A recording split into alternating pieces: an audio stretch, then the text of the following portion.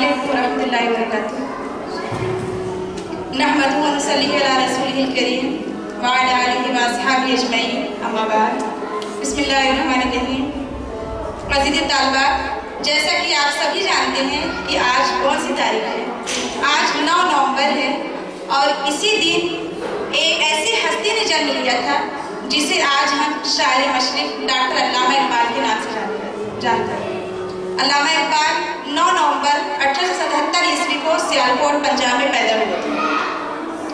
अल्लामा इकबाल एक बड़े शायर थे और हर साल उन्हीं की यौम पैदाइश के दिन यौम इकबाल और यौम उर्दू के दौर से मनाया जाता है।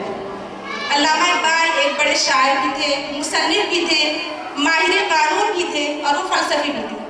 उन्होंने उर्दू और फ़ारसी दोनों ज़ुबान में शायरियाँ की और दोनों ही ज़ुबान में उन्होंने बहुत ही बेहतरीन शायरियाँ की। उनके जो तसनीफ़ी मजमूआत हैं उसमें बाग़ दरा, बाल जिब्राइल, ज़रब कलीम, अरमग़ान हिजाज़, असरार खुदी, जावेदनामा, क़याम मशरिक़, ज़बूर अजम, शिकवा जवाब शिकवा वगैरह शामिल हैं। अल्लामा इकबाल ये नौजवानों के भी शायर थे, बड़ों के भी शायर थे और ये बच्चों के भी शायर थे। इनका पैगाम मुसलमानों ही के लिए नहीं बल्कि पूरी आलमी इंसानियत के लिए था और अल्लामा इकबाल को अपने मिल्लत के नौजवानों से खुसूसी प्यार था।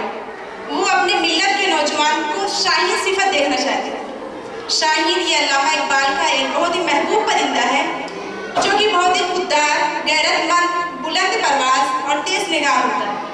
अल्लामा इकबाल चाहते थे कि उनके मुल्क के नौजवानों में ये सारी खूबियाँ पाई जाए।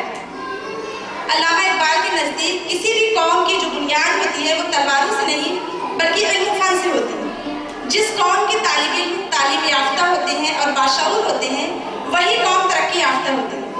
उसी के बरस जिस कौम के नौजवान अनपढ़ हो, गाफिल हो और तने आसानी की मर्ज में मुब्तला हो तो वो कौम तबाह बर्बाद हो जाती है। इसलिए अल्लामा इकबाल चाहते थे कि उनके कौम का जो नौजवान है वो शाहीन की तरह परवाज़ करते रहे।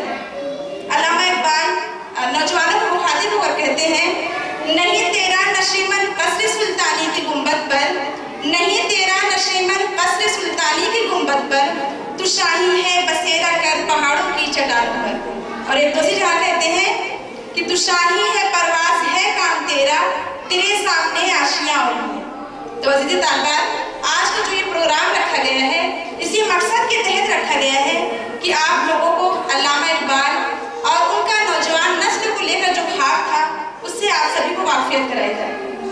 तो इस प्रोग्राम का बाकायदा आगाज़ में तिलावत कलाम पाठ करना चाहूँगी।